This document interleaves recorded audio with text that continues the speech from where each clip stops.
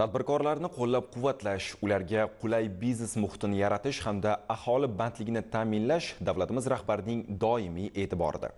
Prezidentimiz topshirig'iga muvofiq bugungi kunda banklar va boshqa tegishli tashkilotlar mutasaddilari joylarga chiqqan holda tadbirkorlar duch kelayotgan muammolarni o'rganib, ularni o'sha yerning o'zida tezkor bartaraf etish choralarini ko'rmoqda. Navbatdagi manzilli o'rganishlar doirasida Infinbankning Sergeli filiali mas'ullari hududdagi kichik biznes subyektlari faoliyati bilan yaqindan tanishdi.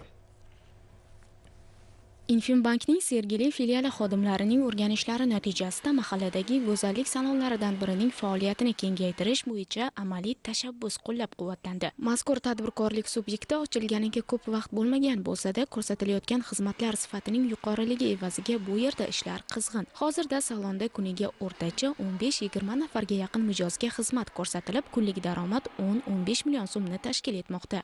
Biznesga birinchi qadam dasturi orqali Infinbank Sergeli filialidan 50 million kredit oldik. Kreditga ishxonamizga kerakli jihozlarni, ish qurollarini olib, ishimizni yanada kengaytirdik. Kredit olishimiz oson bo'ldi. Bir kunda hal qilib berishdi.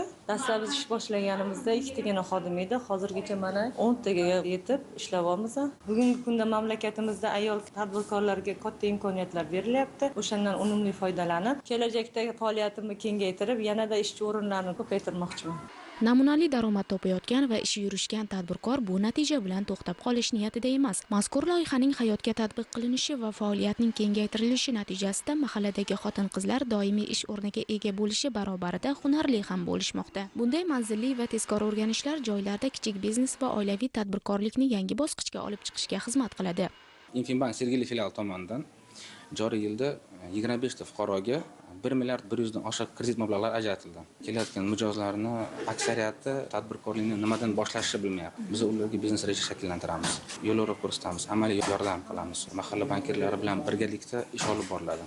Banklar va mahallalarning hamkorlikdagi samarali faoliyati natijasida nafaqat yangi tadbirkorlik sinfi shakllanmoqda, balki aholi, ayniqsa xotin-qizlar va yoshlarning bandligi ta'minlanib, hududlarning iqtisodiy faolligi yuksalmoqda. Shubhasiz buning ortida davlatimiz rahbari tashabbusi bilan hayotga tatbiq etilayotgan xalqchil islohotlar va tizimli yondashuv mujassamdir.